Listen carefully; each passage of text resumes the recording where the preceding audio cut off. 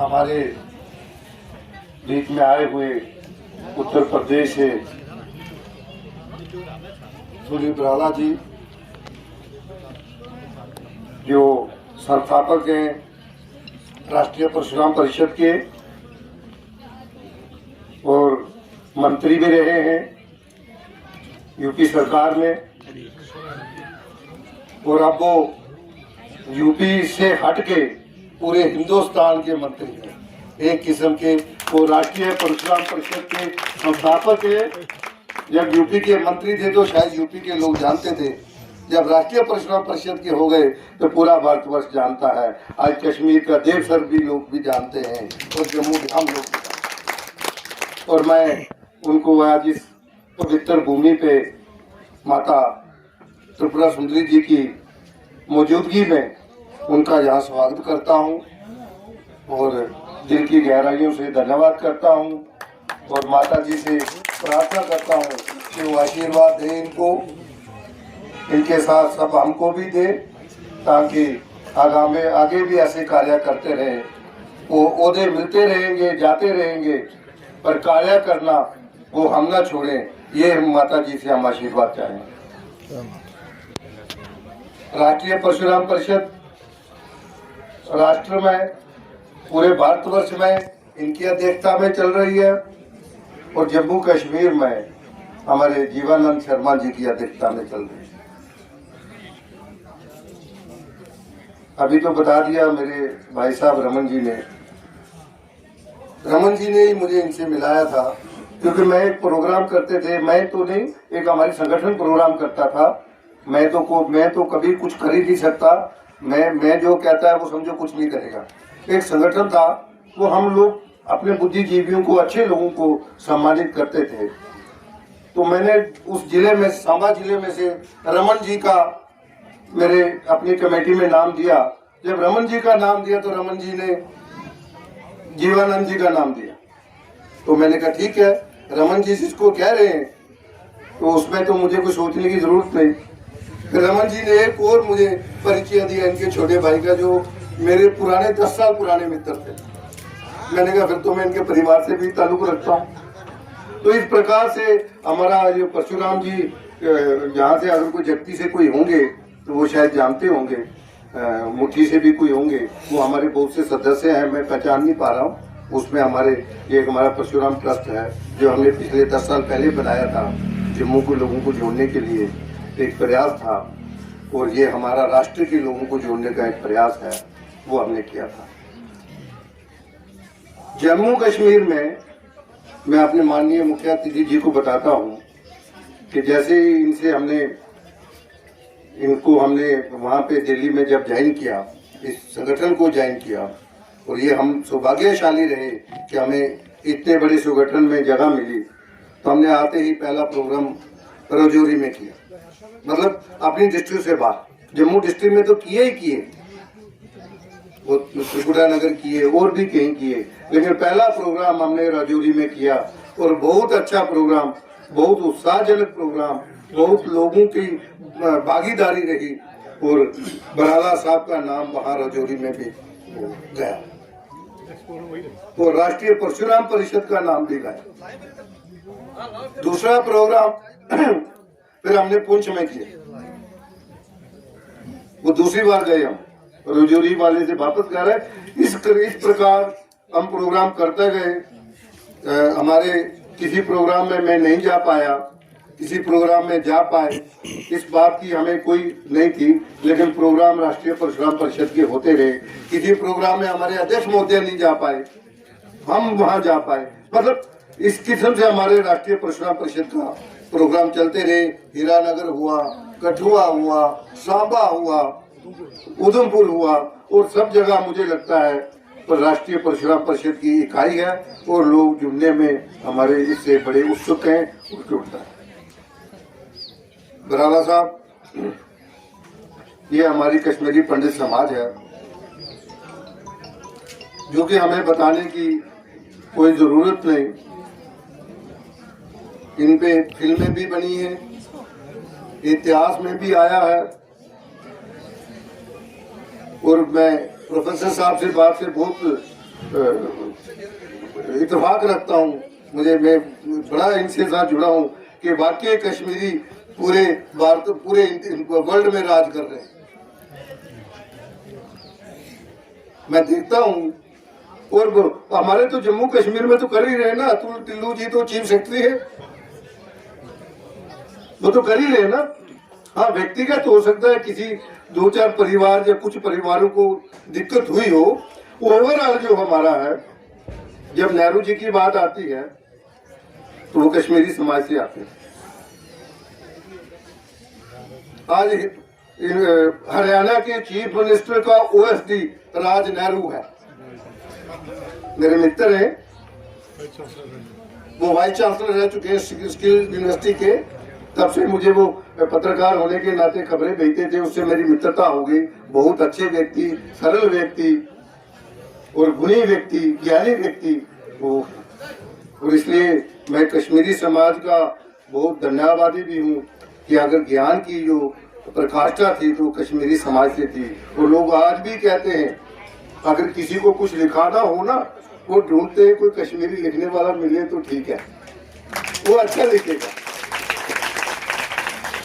ये मैं आपको सच्चाई बता रहा हूँ। वो ड्राफ्टिंग करनी हो और पत्रकारिता में देखें, और पत्रकारिता में देखें, ज्यादा पत्रकार आपको कश्मीरी समाज से मिलेंगे। मैं कश्मीर में दिल्ली गया तो वहां मुझे एक पत्रकार मिला, तो उसने वो कश्मीरी टाइटल नहीं लगाया हुआ था। जब मैं बातचीत हुई तो पता चला ये कश्मीरी है। इसलिए कश्मीरी समाज एक ऐसा उदाहरण है पूरे विश्व के लिए। मैं भारतवर्ष की बात नहीं कर रहा हूँ, पूरे विश्व के लिए ऐसा उदाहरण है जो ज्ञान का पुंज है। ज्ञान इन्हीं लोगों से इन्होंने अर्जित किया, इन्होंने बताया। और मतलब काफी हद तक, मैं पूरा तो नहीं कहूंगा, काफी हद तक इन लोगों ने। मैं दिल्ली में गया एम्स में, नहीं सॉरी एम्स में नहीं, कान दिखाने किसी दोस्त का, मैं जगह का नाम भूल गया हूँ। वो गया तो वहाँ वो कश्मीरी पंडित डॉक्टर सबसे बड़ा था। वो कहने जी सबसे मशहूर डॉक्टर हैं दिल्ली में, ये ENT वाले, वो कश्मीरी पंडित थे। मुझे नाम नहीं याद, मैं बाद में याद आएगा मैं बुला दूंगा। अपने कुलदीप शर्मा जी को दिखाने गए थे जी, कुलदीप शर्मा जी, डॉक्टर कुलदीप शर्मा जी को दिखाने गए थे। और वाकई एक ही बार दिखाए और वापस दूसरी बार दिखाने की जरूरत ही नहीं पड़ी उनके कान का इलाज। जब मैं दिल्ली की बात, तब मैं होश खास रहता था दिल्ली में। होश खास हमारा वो सेक्रेटरी हुआ करता था यूनिवर्सिटी का, तो वो हमारी स्टे नहीं होती थी। तो कश्मीरी समाज एक बाकियों के लिए भी उदाहरण है।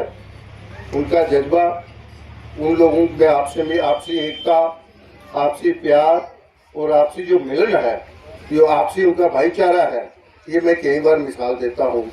मैं अक्सर जगती जाता रहता हूँ, जगती से मेरा बड़ा अच्छा संपर्क है, मुठी कैंप से भी बड़ा अच्छा संपर्क है। वहाँ हमने 2 सेंटर भी खोले थे, वो सिलाई के परशुराम का स्थिति तक। और मैं देखता हूँ बड़े अच्छे प्यार से लोग वहाँ हमारी बात करते हैं। बाकी राष्ट्रीय परशुराम परिषद जम्मू कश्मीर में जीवानंद शर्मा जी की अध्यक्षता में बराला साहब बड़े अच्छा काम कर रही है। जो काम इन्होंने किया वो पत्रिका का 5 दिन 6 दिन पहले इनका आ गया था। हालांकि वो काम मेरा बनता था, मैं पत्रकार, वो काम मेरा बनता था। मैं इनका उतना सहयोग नहीं कर पाया जितना मैं करने में सक्षम था और मैं कर सकता।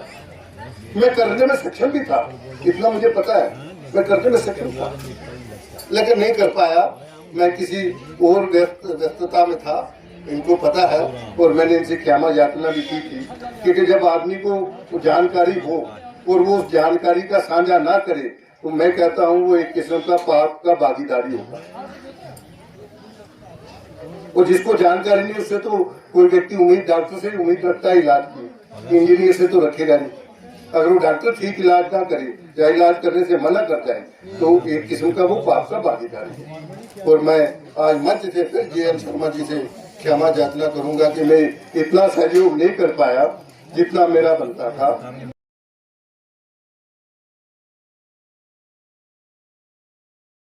लेकिन वो यूपी के मंत्री का पद जो था ये इस भूमिका के आगे कुछ भी नहीं है, क्योंकि इस भूमिका में इनको पूरे समाज को संगठित करने का एक जो संकल्प मिला है उस संकल्प को बड़ी ही शिद्दत से ये निभा रहे हैं।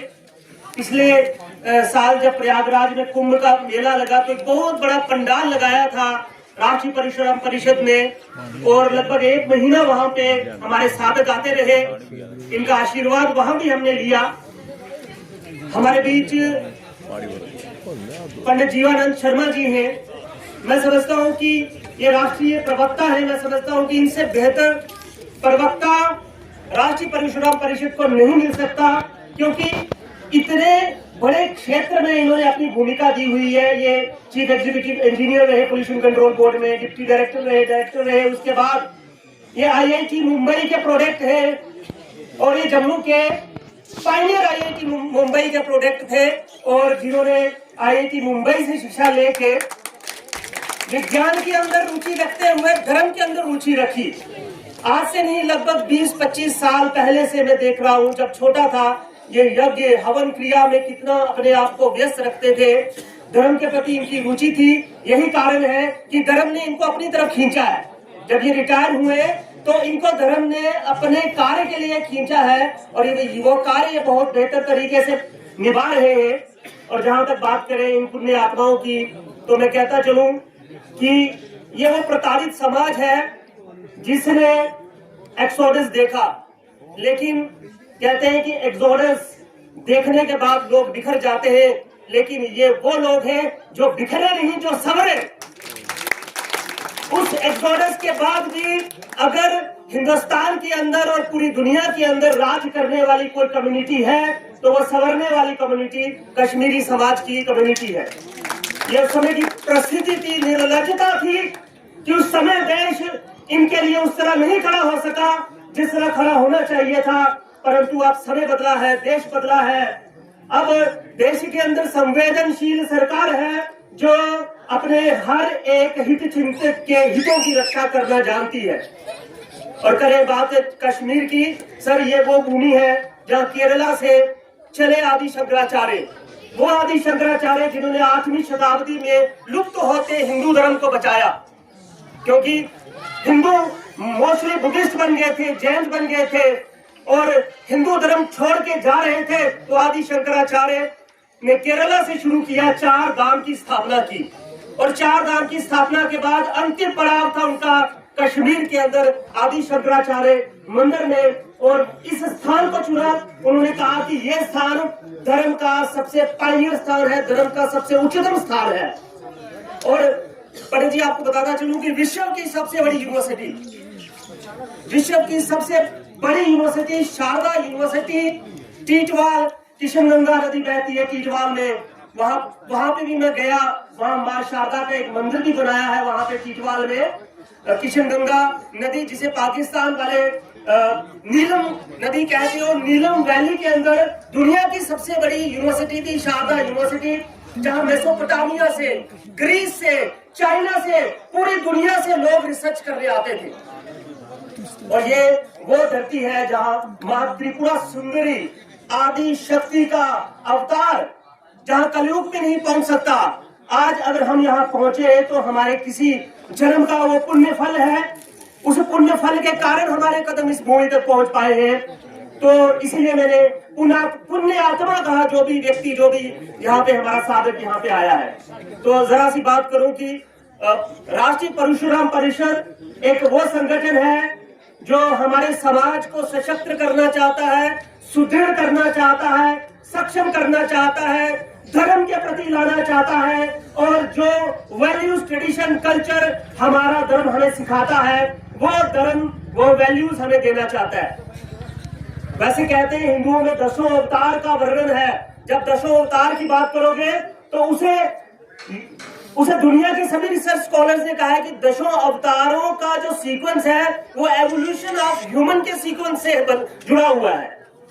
मतलब कि हम एवोल्यूशन ऑफ लाइफ में सबसे पहले कहते हैं मछली आई थी, तो हमारा भी पहला अवतार भगवान विष्णु का मत्स्य अवतार है।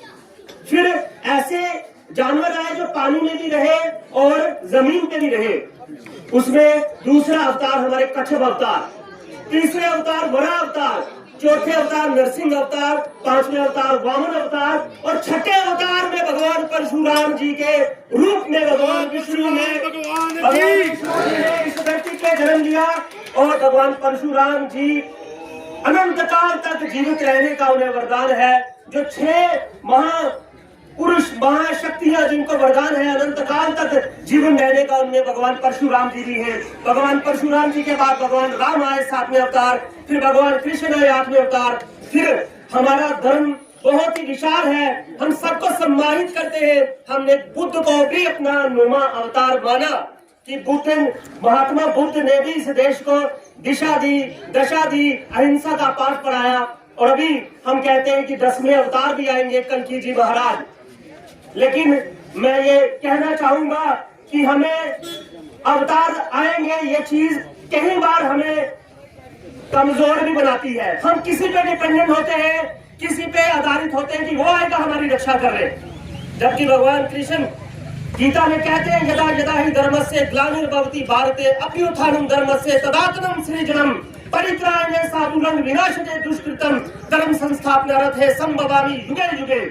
कि जब जब धर्म की हानि होगी, जब जब अधर्म बढ़ेगा, मैं आऊंगा, हर दौर में आऊंगा, हर रूप में आऊंगा, हर स्वरूप में आऊंगा, और किसी भी रूप में भी आऊंगा। जो भी व्यक्ति अधर्म के विरुद्ध लड़ता है वो भगवान का ही अवतार है, ऐसा भगवान कृष्ण कहते हैं। तो हमें अवतारों का, जब हमारे ऊपर जुल्म हो, हमारे ऊपर प्रताड़ना हो, तो किसी अवतार का इंतजार नहीं करना, अपनी शक्ति को जागृत करना है। कहते हैं हम ब्रह्मास्मि तत्वमसि, जो वेदों का, उपनिषदों का अद्वैत ज्ञान है, मैं ही ब्रह्म हूँ और मेरे सामने जो बैठा है ये भी ब्रह्म है। उस ब्रह्म का सम्मान करके उस शक्ति को बुला के खुद ही उस भ्रष्ट तंत्र से, उस ऐसे तंत्र से जो हमारे पर प्रताड़ना करता है, उसके खिलाफ खड़े होना है। और मुझे लगता है कि राष्ट्रीय परशुराम परिषद पंडित सुधीर बर्रारा जी के नेतृत्व में, इनके मार्गदर्शन में पूरे हिंदुस्तान के अंदर, पूरे विश्व भर के अंदर समाज को संगठित करने का कार्य कर रहा है। समाज को संगठित इसीलिए रखना है क्योंकि धर्म की रक्षा करनी है। धर्म की रक्षा इसीलिए करनी है क्योंकि धर्म सनातन है, ये आदि अंत तक रहेगा, और आदि अंत तक तभी रहेगा जब राक्षस प्रवृत्ति की ताकतों से लड़ने के लिए हम सब संगठित रहेंगे। और हमारे बीच हमारे अध्यक्ष पंडित जीवानंद शर्मा जी, जो मैं कहता हूं कि इंटेलेक्चुअल लोगों की अगर जम्मू कश्मीर के अंदर नहीं, हिंदुस्तान के अंदर लिस्ट बनाई जाए तो इनका भी नाम आता है। अगर इनका प्रवचन आप सुने, अभी आप सुन रहे थे, तो कितना इतिहास, कितना नॉलेज, कितना इनोवेशन इनके पास है, वो आप जान पा रहे थे। तो हम सौभाग्यशाली हैं कि इनका नेतृत्व हमारे साथ है, इनका आशीर्वाद हमारे साथ है। और पंडित सुनील बराला जी, संजय चंद्रा जी आए हैं। पंडित जी, मैं यही आपसे निवेदन करूंगा, मैं आपसे निवेदन करूंगा, हमारे जितने भी महानुभाव आए हैं आप उनका डिटेल से परिचय भी देंगे। तो मैं यही कहूंगा कि इस संगठन को आगे बढ़ाने के लिए हम सभी काम करेंगे, धर्म की रक्षा के लिए काम करेंगे। और कश्मीर के अंदर अगर धर्म का एपी सेंटर, अगर रिलीजियस एपी सेंटर देखा जाए तो शंकराचार्य जी कश्मीर आए, अमरनाथ की गुफा जम्मू कश्मीर के अंदर है, त्रिपुरा सुंदरी माँ आदि शक्ति का मंदिर जम्मू कश्मीर के अंदर है, शारदा पीठ टीटवाल के अंदर माँ शारदा का मंदिर जम्मू कश्मीर के अंदर है, हमारे बूढ़े अमरनाथ जी का मंदिर जम्मू कश्मीर के अंदर है, माता वैष्णो देवी का मंदिर जम्मू कश्मीर के अंदर है। ये धरती संतों की धरती है, ये धर्म का सबसे ऊंचा स्थान है। इस स्थान से ही धर्म पूरे दुनिया के अंदर एक दिन रेडिएट होगा।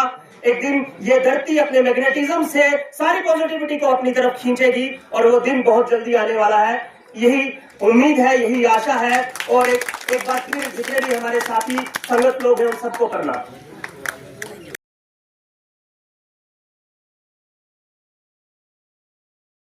जिस धरती पर मैं खड़ा हूं वो आदि शक्ति मां की धरती है। और जो कुछ यहाँ आकर मुझे सुनने को मिला तो मैं अपने आप को बहुत सौभाग्यशाली समझता हूं। और यहाँ आने के लिए जो आमंत्रण मुझे दिया गया पंडित जीवा जी के जरिए, वो भी एक इत्तेफाक है। और आदरणीय मंत्री श्री सुनील भराला जी से मेरी फोन पर वार्तालाप हुई है, अगर याद हो तो। आमना सामना आज इस धरती पर होगा और भारत के इस हिस्से में होगा, ये नहीं सोचा था। तो सर्वप्रथम मैं आप सभी जनों को, जो भी आत्मागण यहाँ बैठे हैं, उनको नमस्कार करता हूं। और नमस्कार करने के पीछे जो मन में भावना आ रही है वो ये है कि जिस धरती पर आपने अपने पंडित और पांडित्यपन को जिंदा रखा है, मैं उसको सलाम कर रहा हूं।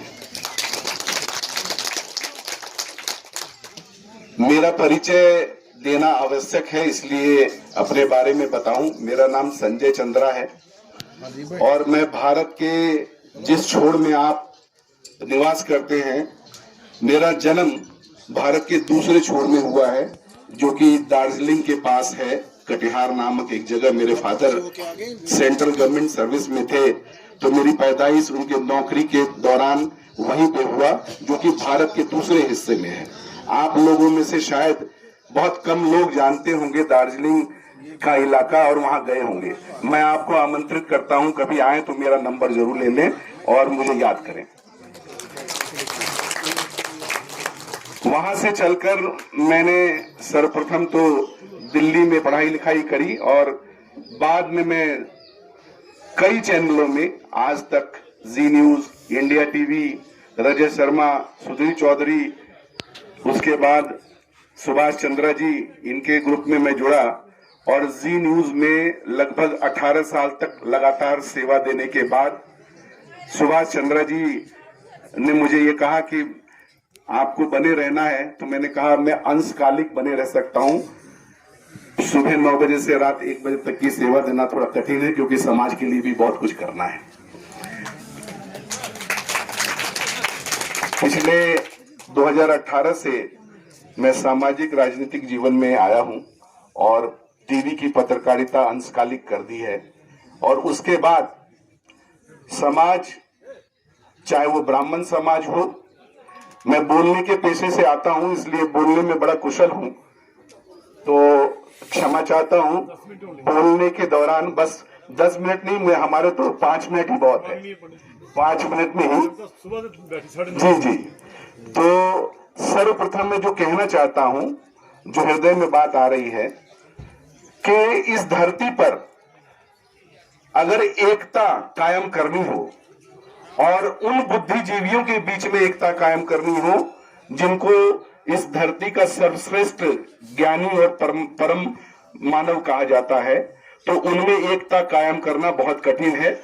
लेकिन मंत्री जी सुनील बराला जी और जीवा जी ने जो एकता यहाँ पर दिखलाई है, आप समझ लीजिए कि वो अद्वितीय है। इस धरती के इस हिस्से में जो ये एकता दिख रही है वो अद्वितीय है।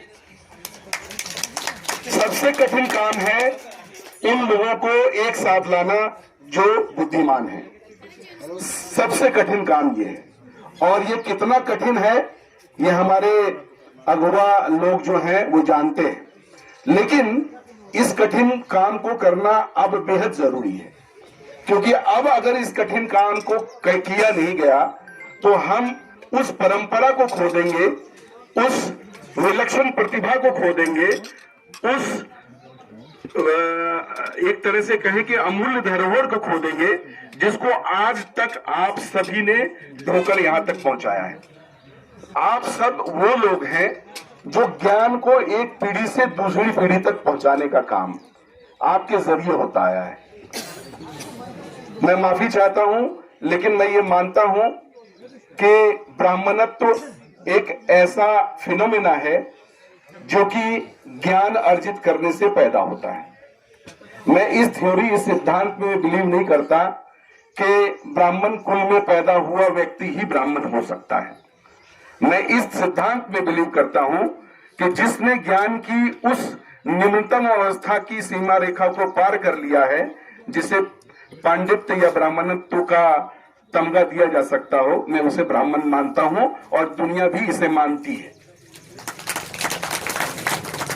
सबसे बड़ा उदाहरण इसके बीच ये है कि अमेरिका धरती के किसी भी कोने में रहने वाला कोई भी विलक्षण प्राणी हो, कोई भी विलक्षण प्राणी हो, उसे फॉरेन ग्रीन कार्ड दे देता है, आओ हमारे यहां रहो, तुम हमारे यहां रहो। क्यों? क्योंकि उसके पास ज्ञान है और उस ज्ञान का वो महत्व समझता है और इसीलिए उसे फॉरेन ग्रीन कार्ड दे देता है। और आपको मालूम हो, यहां कश्मीरियत की बात चल रही थी, कश्मीर की धरती से जितने भी पंडित और ब्राह्मण महोदय थे, सबसे ज्यादा ग्रीन कार्ड और इंग्लैंड में रहने वाले कश्मीर के लोग ही हैं। ये एक बहुत विलक्षण बात है, लेकिन ये बात सत्य है कि जिन लोगों ने विलक्षण और प्रतिभा को सराहा, समझा और आगे बढ़ाया, उसका इस धरती पर हमेशा ही महत्व रहा है। तो आप सभी लोग, मंच पे जितने लोग विराजमान हैं, मैं उन सबको नमन करता हूं। मैं भी सहयोग दे रहा हूं, मेरी जरूरत जहां पड़ती है मैं सहयोग देने के लिए तैयार हूं। मैं माँ वैष्णो माता के दर्शन करने आया था, जानकारी जीवा जी को मिली और इनको ये भी जानकारी मिली कि मैं श्रीनगर जा रहा हूं, तो उन्होंने कहा कि आपको आना ही है। और ऐसी जगह इन्होंने बुलाया था कि मैं कभी मना भी नहीं कर सकता था। आने में देरी हो गई, इसके लिए माफी चाहता हूं, क्योंकि सुबह चला मैं वहां से। लेकिन जो महत्वपूर्ण कार्य एक क्षण हो रहा है, वो आदरणीय सुनील बराला जी पूरे देश में घूम घूम कर रहे हैं और मैं उनके इस कार्य को समर्पित कर अपना तन मन धन समर्पित करता हूं। उम्मीद करता हूं कि किसी भी स्थान में, भारत के किसी भी इलाके में, चूंकि मैं भी घूमता रहता हूं, अगर मेरी आवश्यकता पड़ी तो आप जरूर याद कीजिएगा और मैं इसके लिए हाजिर रहूंगा। दूसरा ये है कि दिल्ली में एक छोटा सा कार्य आज से 1.5-2 साल पहले हम लोगों ने प्रारंभ किया, मात्र 4 लोगों ने मिलकर प्रारंभ किया। करोल बाग इलाके में एक ब्राह्मण भवन का उद्घाटन हमने कराया और उस उद्घाटन में हमारे समाज के बहुत सारे लोग आए थे, उन्होंने फीता काटा। आज एक छोटी सी शुरुआत दिल्ली के करोल बाग में ब्राह्मण भवन जो हमने शुरुआत करी थी, उसका मकसद ये था कि दिल्ली आने वाले जितने भी ब्राह्मण कुल के लोग हैं या ब्राह्मण की पात्रता रखने वाले लोग हैं, वो जब दिल्ली आए तो उन्हें भटकना ना पड़े, वो सीधे तौर पर ब्राह्मण भवन आए। और जो 5,000 का कमरा है वो 2,500 का कर दिया हमने, सिर्फ कार्ड दिखलाना है आपको। जो 3,000 का कमरा है 1,500 का कर दिया, जो 2,000 का कमरा है 1,000 का कर दिया। और यहां तक कि अगर किसी के जेब में कुछ नहीं है, अगर रात गुजारना चाहता है तो उसके लिए भी बंदोबस्त है। इस छोटी सी शुरुआत ने पूरे दिल्ली में ब्राह्मण समाज में ऐसी उत्सुकता जगाई है कि हर ब्राह्मण जो दिल्ली आता है वो एक बार ब्राह्मण भवन जरूर आता है। और मैं आप सभी को, जीवा जी आ चुके हैं, वहां बैठकर इन्होंने चाय कॉफी का आनंद लिया, माहौल देखा, समझा और वहीं हमारी मित्रता परवान चढ़ी। मैं आप सभी को, आदरणीय सुनील बराला जी को आमंत्रित करता हूं, आप आए और आप जितने लोग हैं सब आए। आप सभी को आमंत्रण है। अगर किसी के जेब में कुछ नहीं भी रहेगा तो रात्रि विश्राम पूर्ण सुविधाओं के साथ रहना है, वहां कोई दिक्कत नहीं है।